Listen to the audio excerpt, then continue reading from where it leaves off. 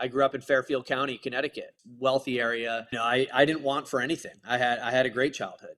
I ended up going to an all boys prep school in upstate New York. This is where I was introduced to really the hard stuff. Like I was doing pretty good. I actually, as I was doing more drugs at the prep school, I actually was getting better grades and I was doing more too. And so after that, I got accepted into the University of Rhode Island.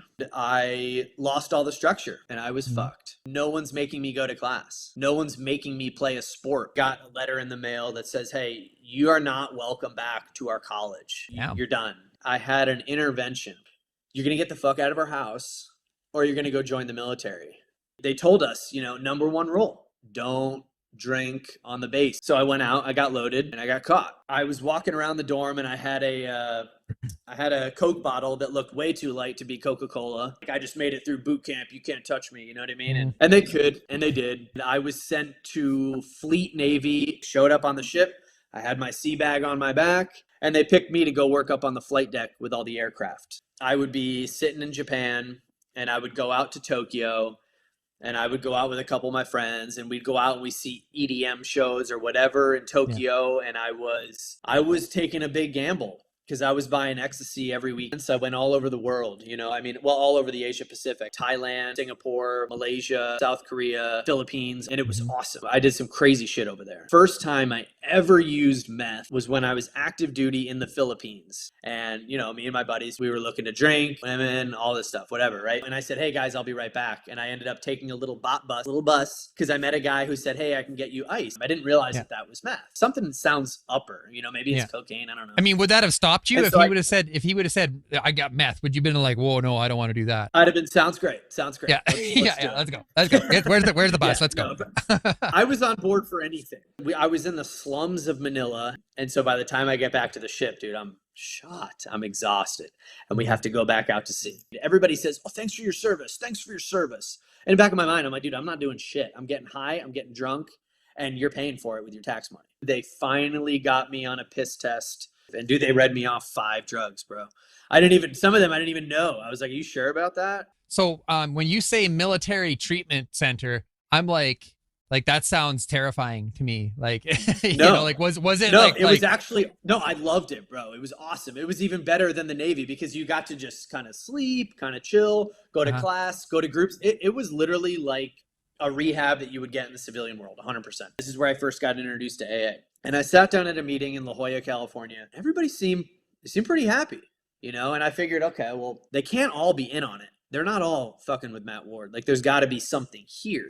So I got out of that 30-day treatment program. I went back to the same environment. I went back to the job that I fucking hated. I went back to being around the people that, didn't really like me anymore. I was a liability, and I relapsed right away. I was like, hey, very minor slip, brother. Very minor slip. No, I was drinking every day.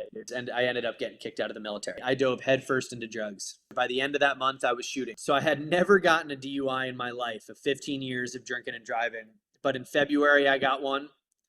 And then in March, I got another one. And I got both DUIs by the same California highway patrolman. Was he like, oh, hey, Matt, how are you doing tonight, buddy? Good to see you. You shot fuck?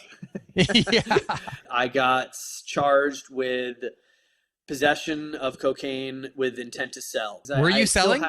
Yeah. Oh, yeah. The cops don't care about that part. Oh, you were doing it all. Okay. Well, because I got caught with a scale. I got caught with baggies. Man, I got caught with everything. But I was the worst drug dealer. Terrible drug dealer. Still taking out loans from the bank. I racked up like 40 or 50 grand worth of debt, and I didn't even care. I was just taking it out.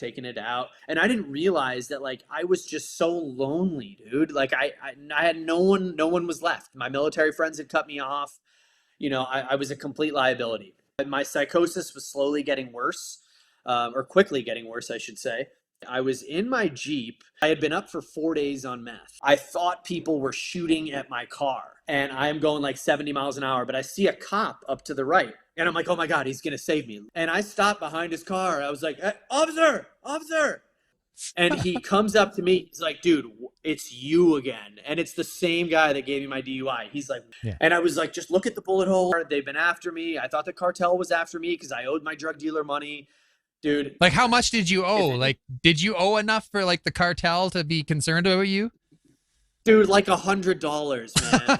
Like $80. They took my blood, which gave them all the evidence they needed to convict me in court.